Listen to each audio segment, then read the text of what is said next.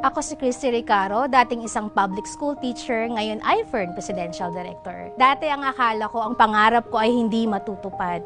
Ngayon, abot kamay ko na mga ito. Kasama ko ang IFERN, unti-unti natutupad ang aking mga pangarap kahit sa panahon ng pandemya. Nakatira kami sa San Pedro, Laguna. 3 yung aking anak, 2 babae at 1 lalaki. Dati akong public school teacher sa Alabang. 14 years akong nagturo doon bilang isang grade 1 teacher. Sabi ko, bakit ganito yung aking buhay na masaya naman ako. Sinisilbihan yung mga bata, turuan magbasa, turuan magsulat. Siyempre, talagang happy ako, no? Ngunit pag iniisip ko yung aking pamilya, no, talagang kahit anong kayod ko, as in kulang talaga, no? Kasi sabihin natin, pag teacher ka, ang sahod ko that time is 23,000. Pero ang inuuwi ko lang talaga is 3,000. Kung alam mo yung loan doon, tsaka loan dito, madalas po ako doon.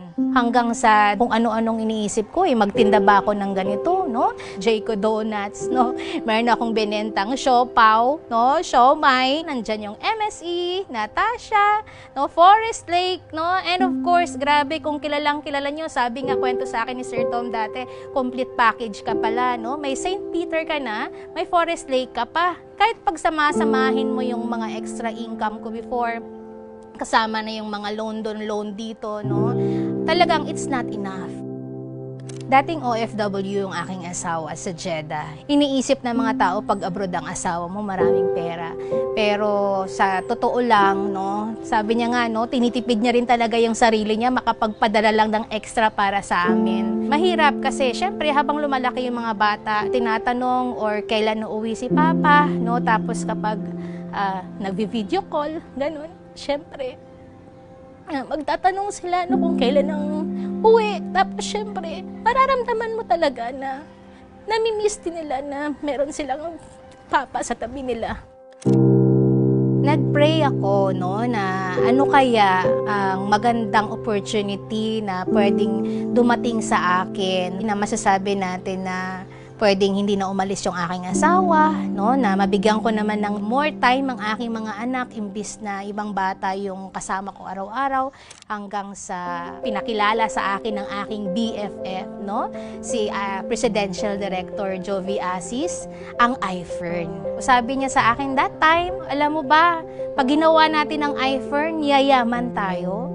Diba? Sabi ko that time, sabi ko sa kaibigan ko, diba? Paano ka namang yayaman, no? Naging judgmental ako sa kanya. Sabi ko talaga siguro tong taong to, may pera na talaga siguro sa IFERN. So bakit kaya hindi ko gawin na din? Kasi I had no choice naman. Ang dami kong utang. Baon ako sa utang. When I decided to do IFERN, seriously, ang sabi na lang sa akin ng kaibigan ko, ate, sabi niya, make a name in IFERN. Simula ko kay IFERN. Siyempre, may mga struggles din naman ako na pinagdaanan.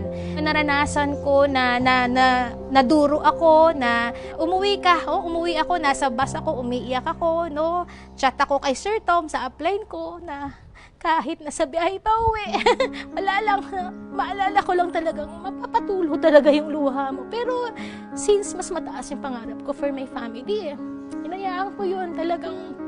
Sabi nga ng mentors, just keep on looking for people na seryosong gawin yung negosyo. Tapos, you just need to talk to people, no? Talk to people. At dahil nakita ko na talaga na si IFERN talaga ang makapagpabago ng aking buhay at ng aking pamilya. At sa sobrang yakap ko na sa kanya, grabe, no? Talagang eto naman ang binigay sa akin ni IFERN, no? Yung last 2 years, no, na yung Mazda na unang sasakyan namin, no, si IFERN ang nagbayad nun. Hindi ko akalain na meron Toyota Fortuner na binigay sa akin si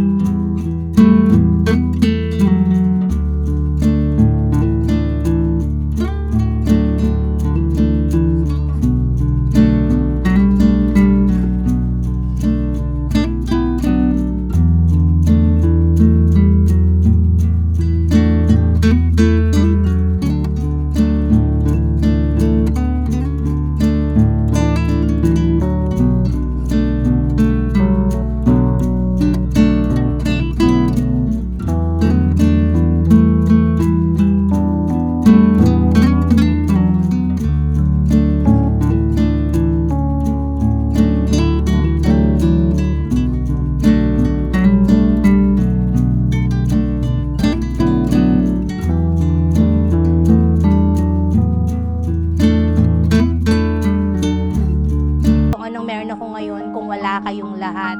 Naniniwala ako na ikaw, ako, tayong lahat deserve to have a better life here in